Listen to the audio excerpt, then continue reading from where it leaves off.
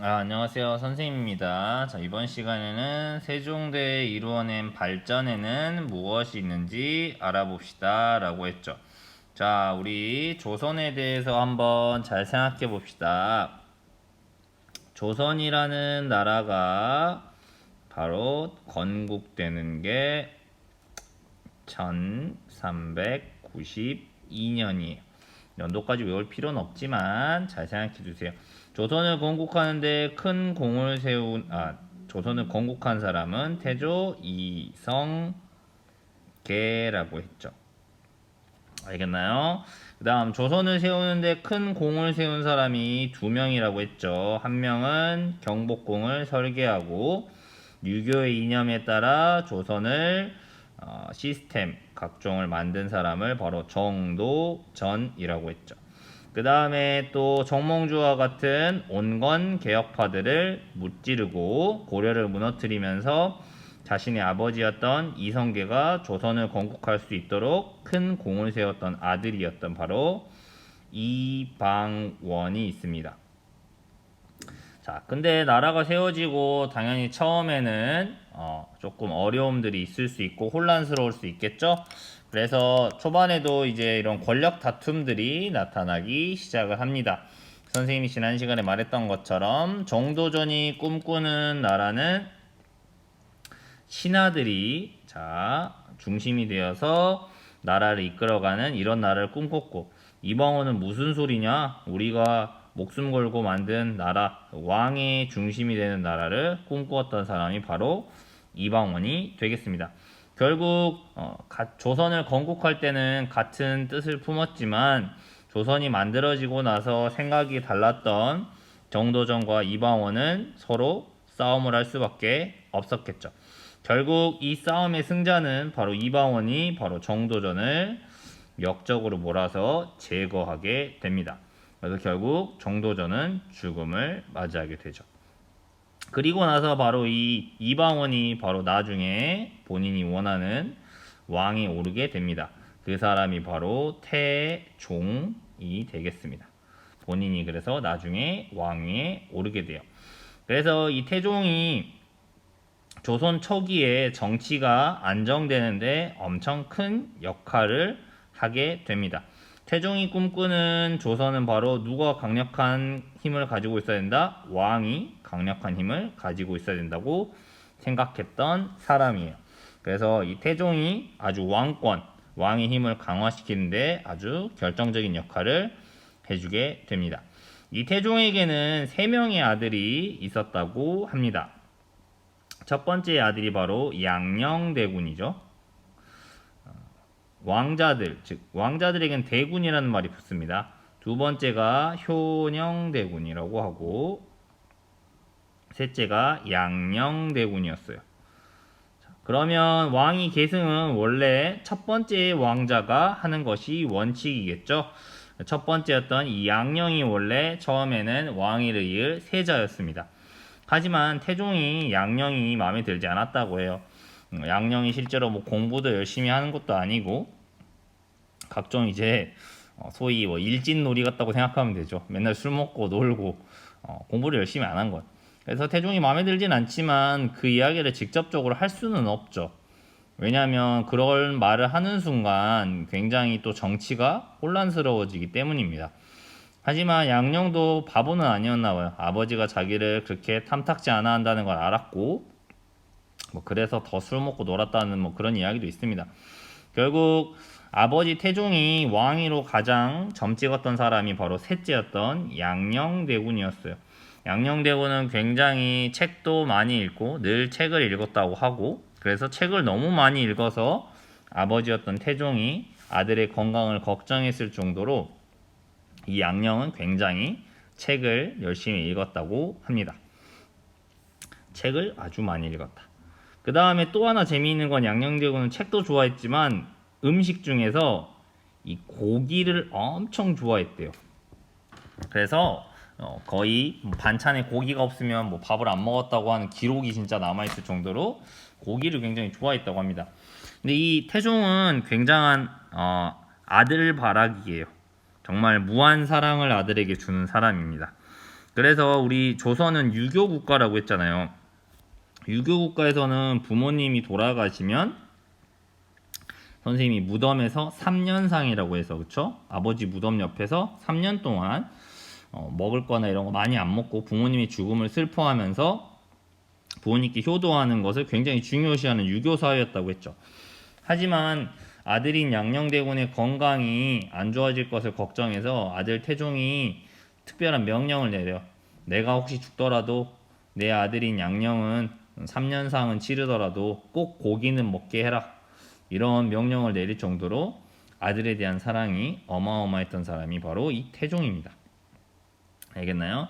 그래서 바로 이 태종의 마음에 들었던 셋째였던 이 양녕대군이 결국 나중에 왕위에 오르게 되니 그 사람이 지금 우리가 배우는 세종대왕이 되겠습니다. 알겠죠? 그러면 왜 이걸 설명하냐면 바로 이 세종대왕이 이런 엄청난 발전을 이루어내고 안정적인 정치를 할 수 있었던 데는 바로 아버지였던 태종의 영향도 굉장히 크다고 생각하고요. 조선 전기를 배우고 있잖아요. 지금 우리가 조선 초를 배울 때 또 이런 것을 굉장히 이해할 수 있는 인물이 바로 태종이라는 인물이에요. 이방원이죠. 그래서 세종대왕의 아버지였던 태종도 함께 기억해둘 필요가 있겠습니다. 자, 그러면 세종대의 이루어낸 발전에는 무엇이 있을지 한번 생각해 봅시다. 조선은 세종대에는 과학기술, 문화, 국방 등 여러 분야에서 크게 발전하게 됩니다. 자, 그래서 바로 세종대왕을 우리가 말 그대로 뒤에다가 대왕자를 붙여주는 것이죠. 세종대왕은 백성이 나라의 근본이고, 그쵸? 그 다음 백성이 잘 사는 것이 나라가 좋아지는 길이라고 생각했다는 거죠. 자, 그러면 여러분이 생각해 보실 때 이 조선이라고 하는 나라가 이렇게 위에 있다면, 조선이라는 나라가 있다.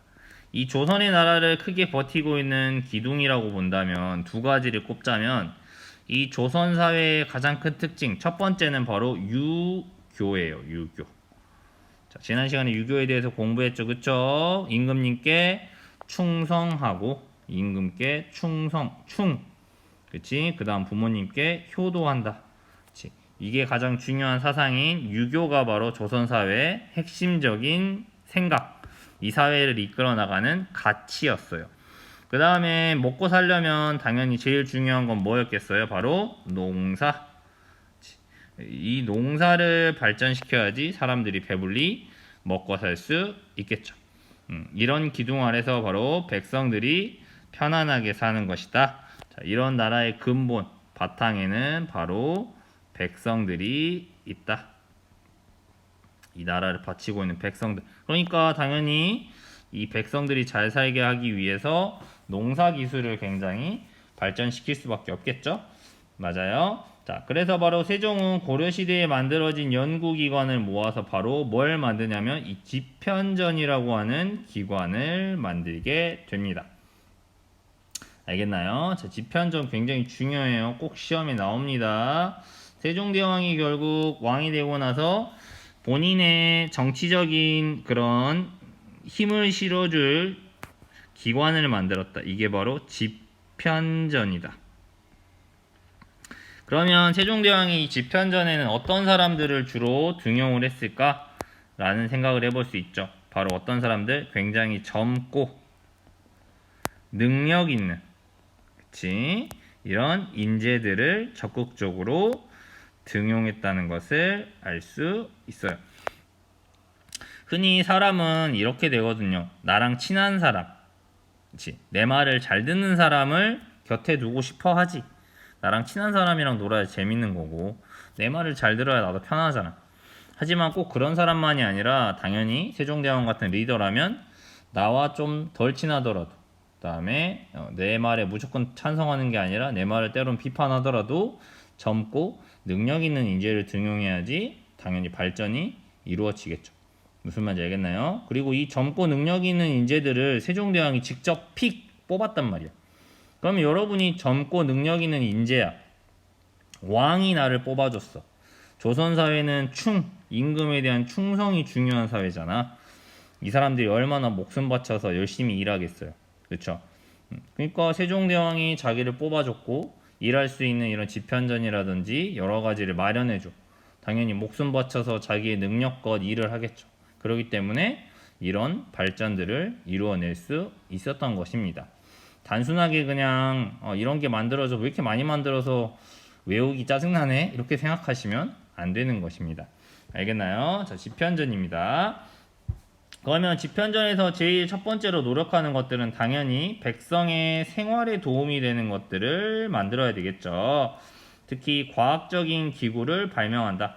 그러니까 조선 초기는 굉장히 과학기구, 그러니까 실용적인 것들도 함께 발달하는 걸 볼 수 있어요. 즉 농사를 발전시키기 위해서는 바로 뭐가 필요하다? 실용적인 기술, 실용적인 과학 기술이 필요한 것이니까요.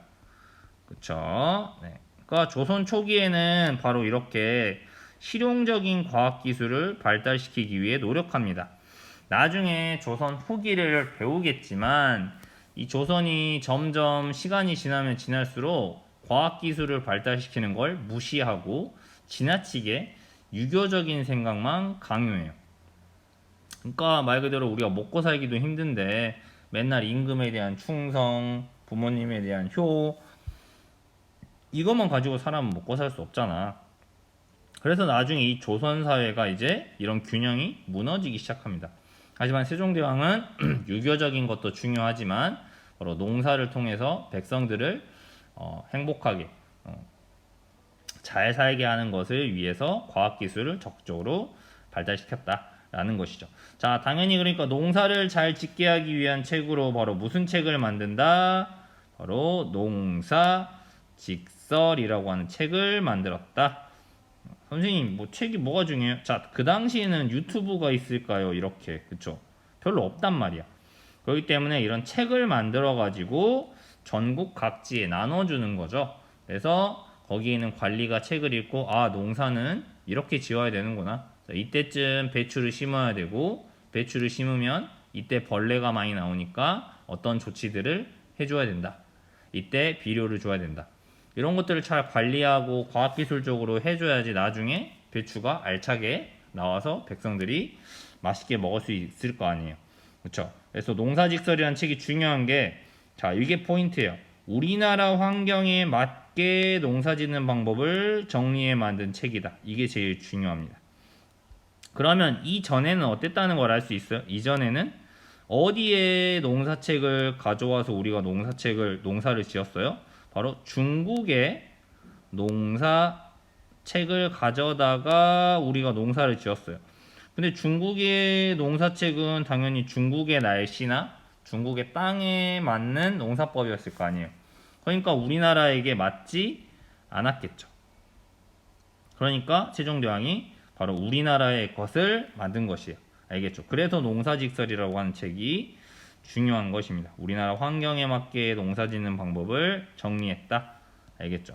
이런 이야기들을 보면 바로 어떤 특성을 알 수 있냐면 자, 이게 남의 걸 따라하는 게 아니라 우리나라의 것을 바로 자주적인 그런 특성들을 볼 수 있죠. 알겠나요? 자, 마찬가지로 지금도 우리나라가 이런 농사 기술도 개발시키기 위해 우리만의 농사 기술을 개발시키기 위해서 농촌진흥청 같은 기관을 만들어서 굉장히 노력하고 있고요.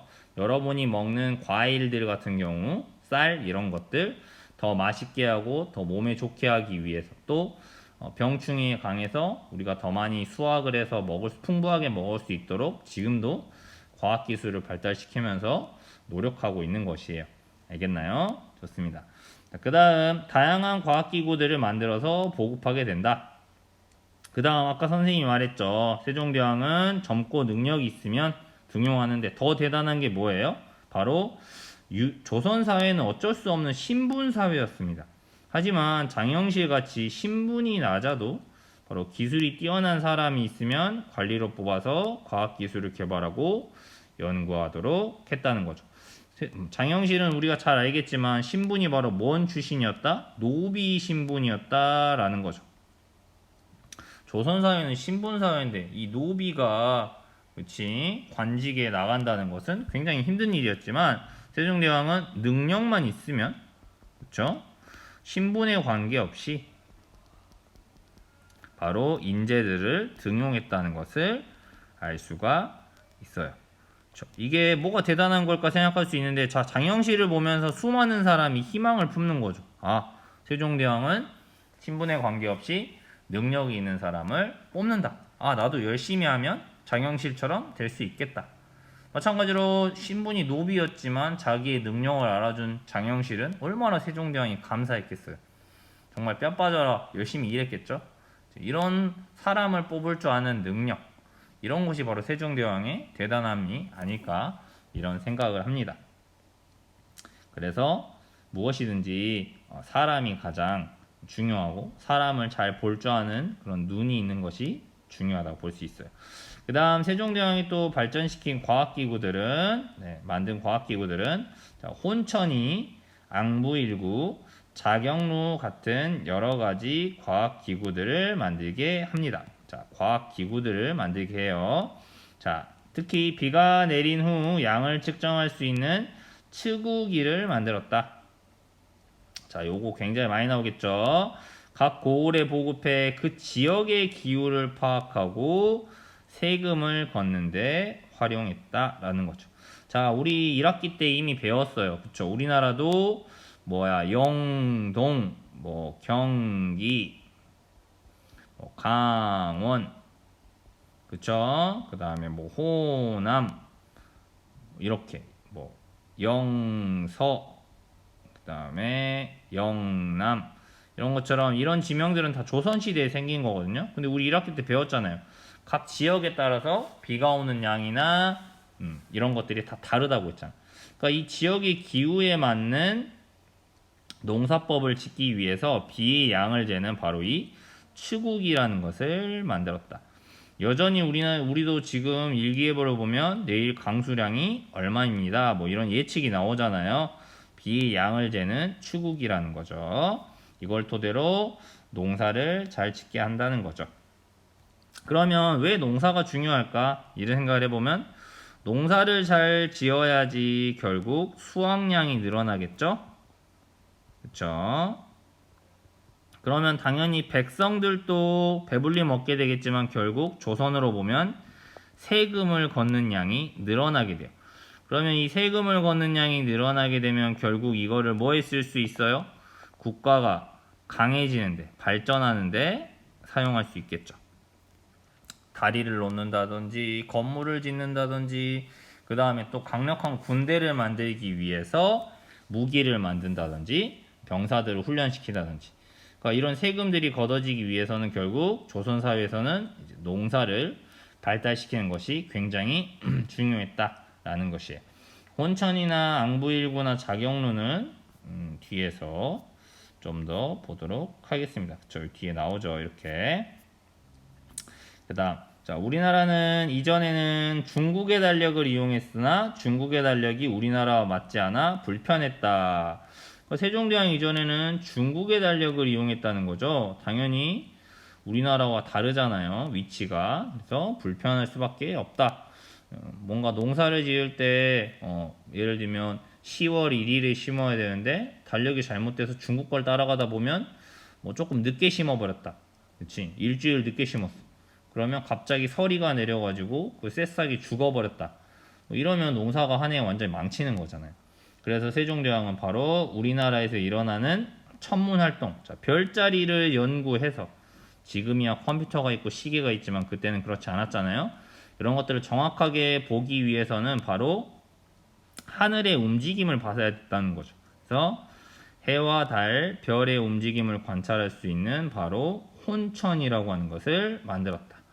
알겠나요? 자, 여러분이 과거를 생각하셔야 됩니다. 알겠죠? 과거에는 시계나 컴퓨터가 없는 거야. 별자리나 해, 달 움직임을 보면서 바로 지금이 몇 월 며칠인지 이런 날짜의 개념을 정확하게 알 수 있었다는 얘기죠. 그래서 혼천이는 바로 천문 관측 기구다. 하늘의 별자리들을 보는 천문 관측 기구다. 자, 왜 그러면 하늘의 해와 달, 별을 보는지 바로 정확한 날짜를 알기 위한 거고 결국 목적은 다 뭐라고? 농사를 잘 짓게 하기 위한 것이다. 그래서 이 하늘, 해와 달, 별의 움직임을 보면서 우리 조선에 맞는 달력을 만들었다는데 그 달력이 바로 칠정산이다.